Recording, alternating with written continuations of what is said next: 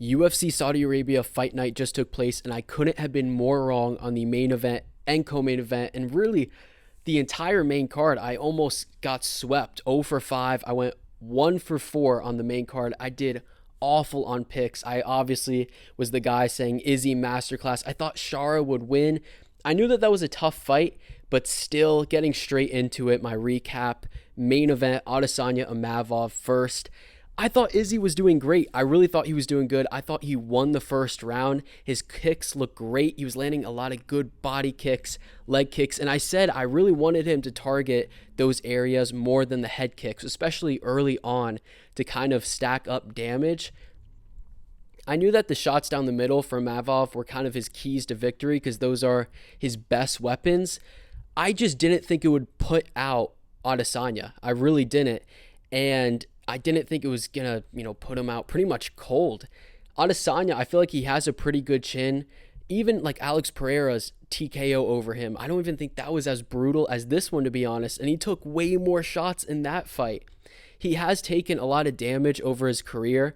And I think that his chin is just really showing that it's not gone, but it's definitely going. It's not the same as it used to be. I mean, this was the guy who was eating shots off of Yoel Romero. I mean, it wasn't really a fight, but still, he was eating them. He did get wobbled, but still, he was fine in that fight.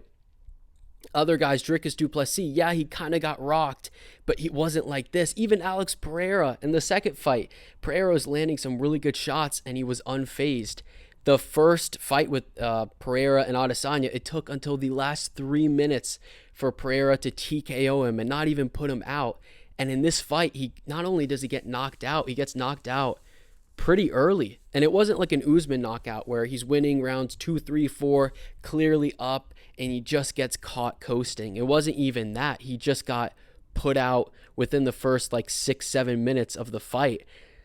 There were signs that I probably should have seen, especially against a guy like Sean Strickland getting dropped by him. But even that, he wasn't super hurt. He's putting his thumb up. He was fine. 10 seconds after, he was completely good. But yeah, his chin just isn't the same. And Adesanya, he's kind of going like the Anderson Silva route. I know that, he looked up to Anderson Silva. He obviously fought him, but it's like, he was a very good champion, lots of title defenses. I do think his legacy is kind of overrated, in my opinion, but still, very good champion, as well as Anderson Silva. No disrespect, but still. And now he's just losing. He just can't seem to get a win, except he's not really as old as Anderson Silva was when he was losing all those fights. And Imavov, he has power, but I didn't think that he would be able to do that to Adesanya, especially when he couldn't even do that to Brendan Allen, who's known for having not a great chin, who got KO'd by Chris Curtis. He got wobbled by Chris Curtis, and Imavov couldn't hurt him on the feet, even when they were, exchanging in the pocket. And with Adesanya, he has notoriously a pretty good chin. It's not a granite chin. It's not Marvin Vettori, but still, he has a good chin. And I just was not anticipating this, to be honest. I mean, I didn't think that it was a bad stoppage either. I thought that the stoppage was pretty good. I don't know why Mark Goddard was reffing, because I think he said he would never ref an Adesanya fight because he has a bias towards him, which makes sense because when Adesanya got eye poked, Goddard immediately rushed in and tried to stop the fight.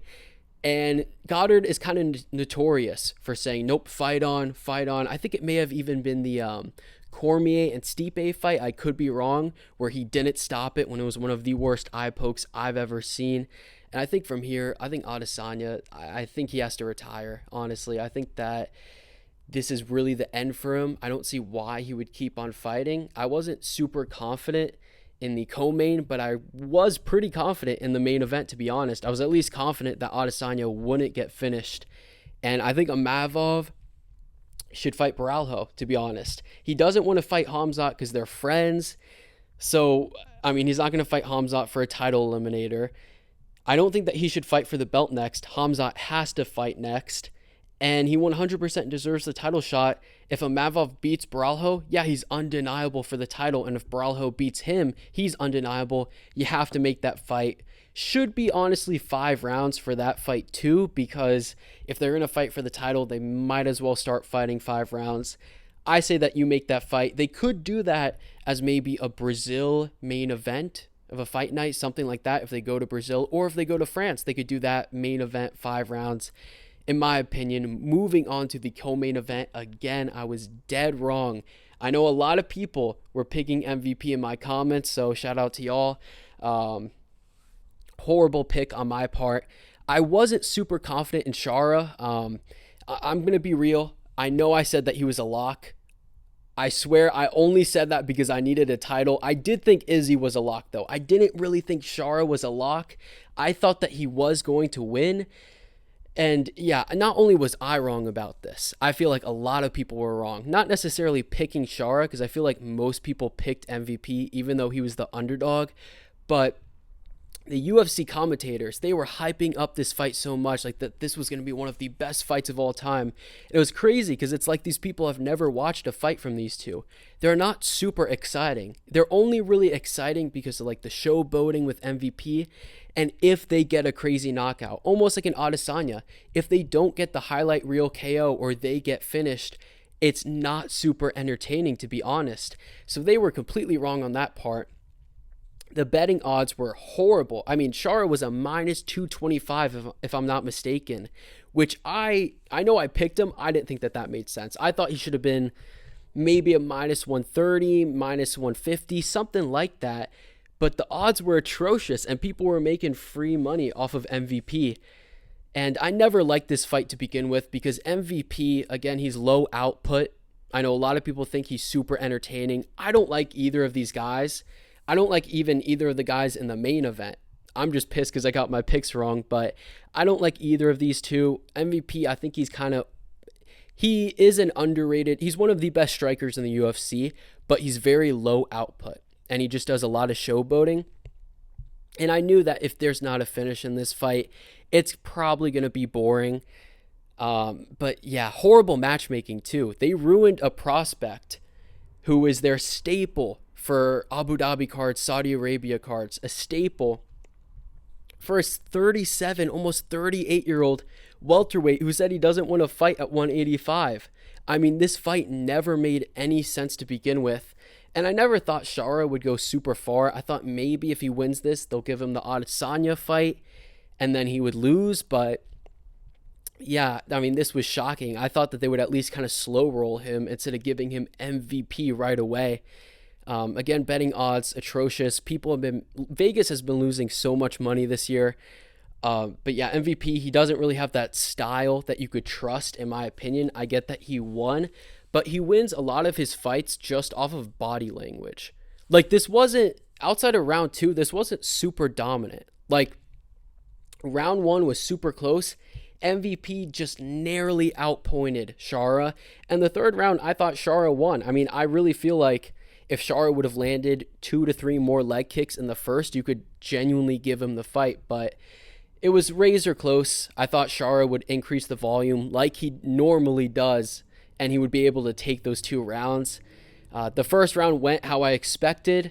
I just thought that Shara, I knew that he would start off on the back foot because he usually does, but I thought that when he would press MVP, which I said that's his main path to victory, is to press MVP against the cage, against the fence. And when he did that, he didn't let his hands go. And when Ian Gary did it, he also didn't let his hands go, but at least he was shooting takedowns. Shara was just staring at him, even when he had him where he wanted him. He also went completely away from the leg kicks in the first round. And it just was insane. He looked mentally weak and broken. I mean, every time MVP would showboat, Shara would try to showboat. And it was like, bro, you're down on the scorecards. Why the hell are you showboating? But yeah, I don't ever want to see this guy in a co-main event again. Fuck Shara. And I mean, I don't even like him. It's just I wanted my pick right. But regardless, I also didn't think that the judges would favor MVP. I thought because there's so many robberies in Saudi Arabia, Abu Dhabi, that I didn't think MVP would be able to finish Shara. And I thought that the judges, if it's close, they're going to give it to Shara. But they didn't. I mean, they didn't even give him the third round, which I thought was kind of crazy. But moving on, featured fight, Pavlovich, Rozenstruik. Only pick I got right on the main card, and it was a complete disgrace. I saw that Sergey was like a It was like a 30 XP, something like that for a decision. Should have picked him, but I thought that he would let his hands go. I mean, good fight IQ, but horrible fight. Moving on, Oliveira versus Nurmagomedov. Man, Saeed, he has one of the worst gas tanks in the division. I don't know what was up, but he had one round of cardio and he was just out of it, completely done. And he's shown decent cardio in past fights. Against Jonathan Martinez, his cardio was pretty good. I'm going to be honest, for this fight, I also got it wrong. I thought Saeed would do enough in rounds 1 and 2 to get the decision. He almost did in the second round. It was close, but his gas tank just wasn't there. And I'm going to be real, I spent all my time researching the first 2 fights that I paid no attention in picking these fights. I knew that it was close. I did say in my video that Oliveira would be a good underdog pick, but I didn't want to risk picking an underdog because every time I pick a Brazilian underdog, they always underdeliver.